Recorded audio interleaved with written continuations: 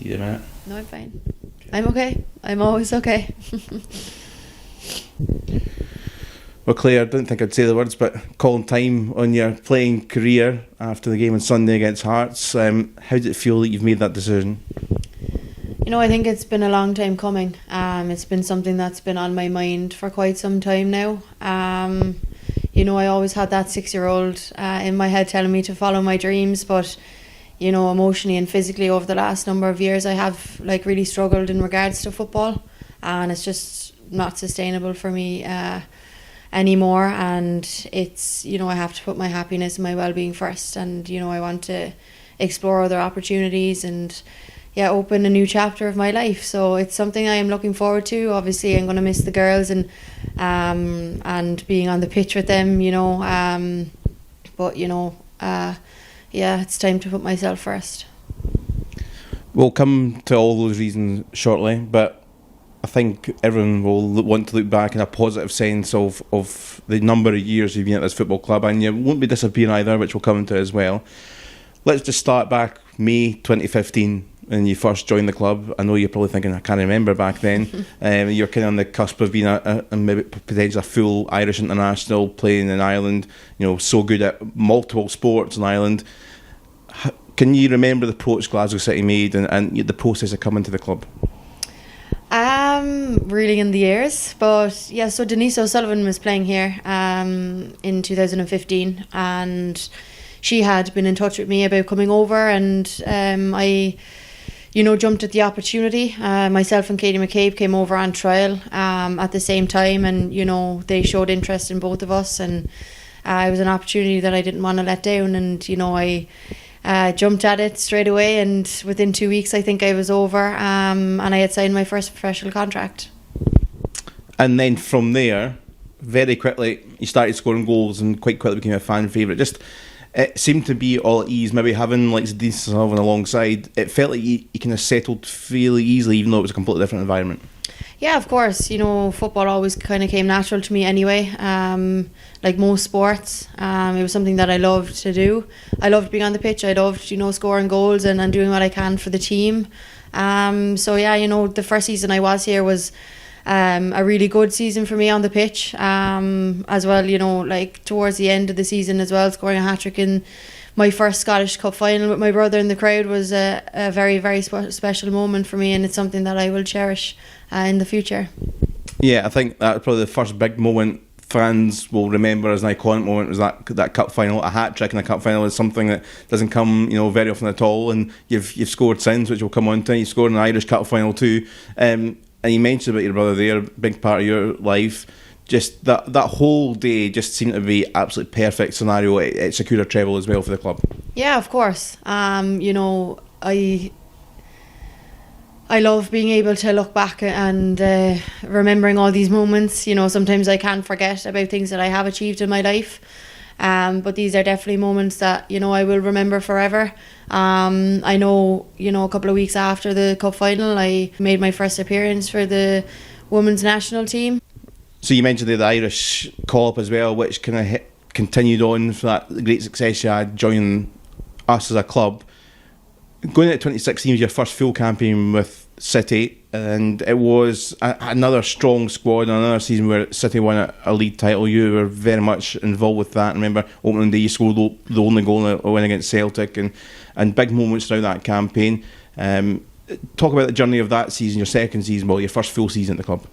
Yeah, I think, you know, I hit the ground running that season. It was very competitive within the squad. We had some unbelievable players, and I, you know, always had, you know, Leanne Ross on my case 24/7 in training, screaming and shouting at me, teaching me the ropes really as to what it actually means to be a Glasgow City player, and I've been able to use that throughout my career as well, playing for Glasgow City over the last number of years. It was always really competitive, playing for Glasgow City, and you know, I came away with a couple of goals as well that season too, which I obviously was really happy about.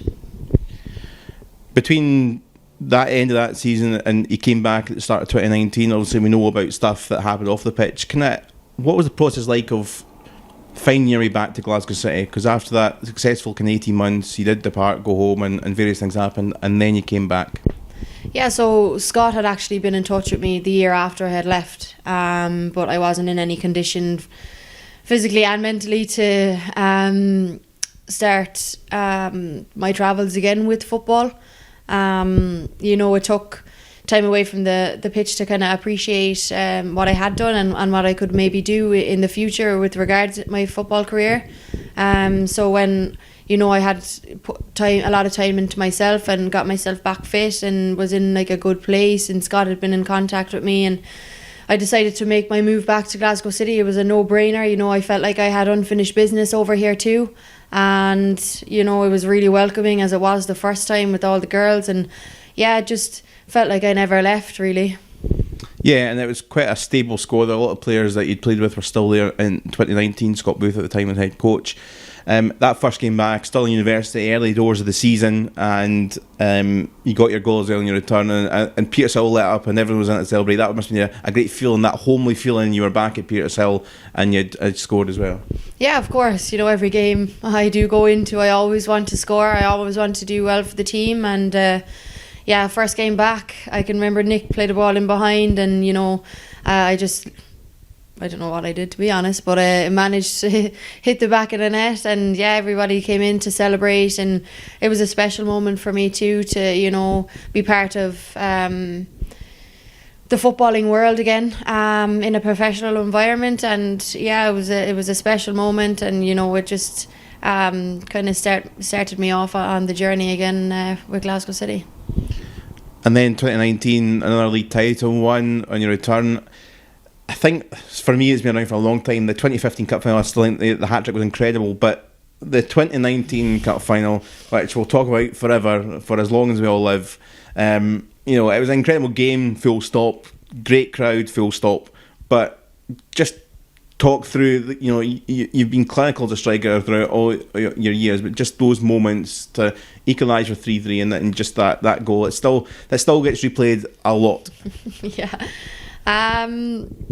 Where do I start? I think that season was such an unbelievable season for us. We had reached the quarterfinals of the Champions League, and coming off the back of the Bromby game, Lee making 3 unbelievable saves in the penalty shootout, and the season just went our way, and we worked extremely hard, and it was the last game of the season, and I think it got to about 70-80 minutes and we were all absolutely shattered.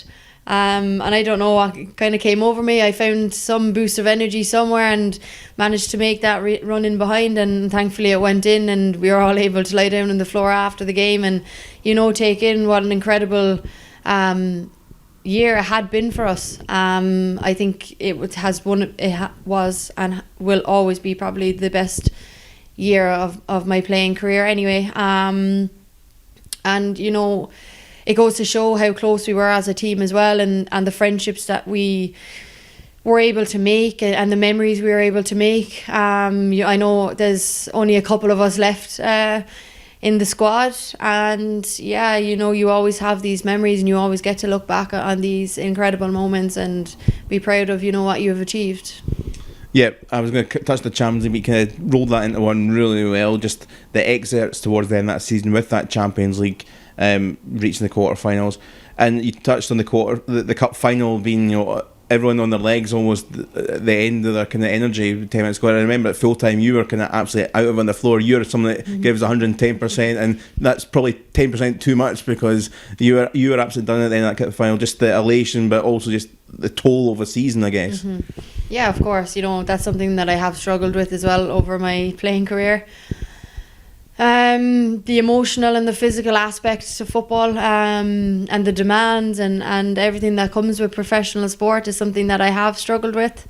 I'm extremely emotional after games, and I find it hard to find that balance between being overly high and after a loss or anything like that, and getting too low. I find it quite difficult to remain that balance in between. But I always did give 110% and always give my best for the club.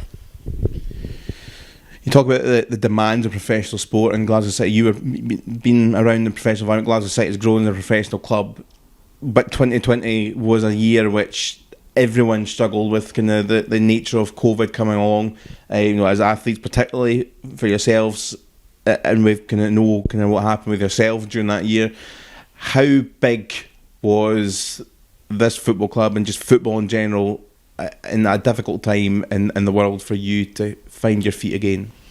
Yeah, it was extremely difficult for me. I just lost a run on myself completely. And I went back into a dark place that, I used to have nightmares over. But without the footballing world, and without Glasgow City and without my teammates, I wouldn't be in this position here today. I wouldn't be who I am today without it. I've experienced some incredible highs within football. I've travelled the world playing football, but it ultimately gave me my life back as well. It's given me, the confidence to go and do what I really want to do with my life, and give me the opportunity to experience other things other than football. Football was my identity for so long, and now, to be able to bring other things to the table is something that I never knew that I had in me. I never knew I had it in the locker to go and, speak to the younger teams or go into the community and be a role model for people. So without the club and without the footballing world, I never would have been able to do that. On your kind of energy and your courage and everything to get back to being in the right mental space and being the person you can be, I think the first real footballing signs we've seen, although you weren't involved in the pitch, was you happy but still kind of recovering. And in Spain, when we played Wolfsburg in the quarterfinals, it was a bit of a weird environment because of COVID and you couldn't do anything. You were there, it was the mini tournament and whatnot.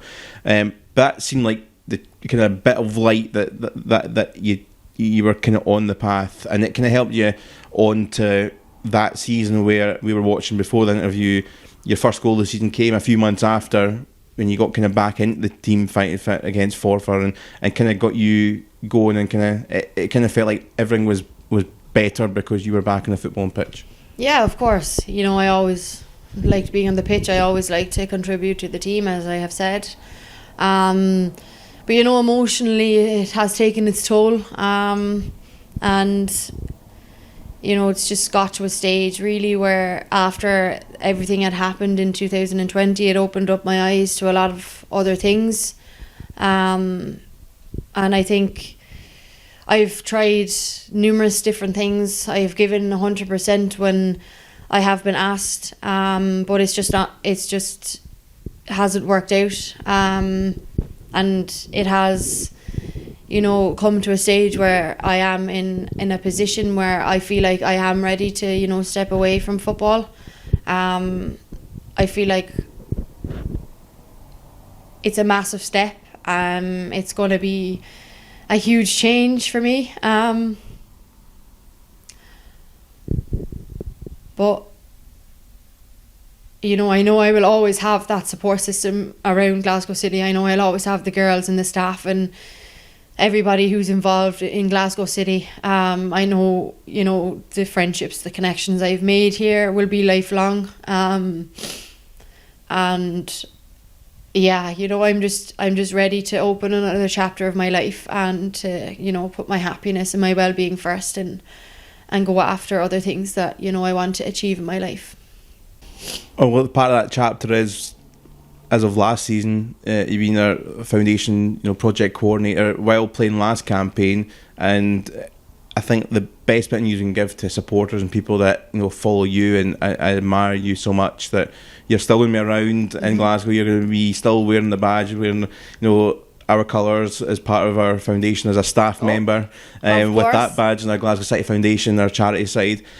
Just talk about, as you've been finding yourself, you talk about finding yourself, how much joy you had going into the community. We've filmed and we've covered a lot of it. We've seen you at schools, seen you at Brownies, we've seen you at various events, speaking to girls and boys, as a role model about being a professional footballer, and kind of the life that, particularly young girls that, you maybe as a youngster thought maybe wouldn't happen, now can happen. Yeah, you know, like I love going into schools. I love being part of, you know, the community and being that role model for people. I love promoting the women's game, and I love promoting Glasgow City and letting people know what we're about. It's incredible as well to see, you know, the mindset of the younger kids and hearing their questions all the time. And it's, you know, I'm looking forward to being able to give, you know, 100% to that, and to get into as many schools as I possibly can. You know, I haven't been able to do so over the last year, since I have kind of come into this role, just because trying to juggle, you know, the football and only being available really on my days off. Whereas now, you know, it gives me a lot more flexibility to get in and to promote the women's game and promote Glasgow City as much as I can. So we're looking forward to that. We're going to be seeing you a heck of a lot more across different communities, and the kind of the joy from the kids particularly is great, and whatnot. You talked about as well how you've kind of found things that, you know, and things to do away from football. We touched on that. Kind of, is there anything else you're kind of dreaming big of doing, or you know, want to do now that you've kind of found this path maybe away from being frontline playing football? Yeah, of course. You know, I actually just enrolled in a life coaching course, which is starting next month, which I'm really, really excited about. It's something I'm really passionate about. You know, helping people reach their potential, achieve their goals is something, you know, I think that comes naturally to me. And to just have the skills coming out of the course is something that I am really looking forward to.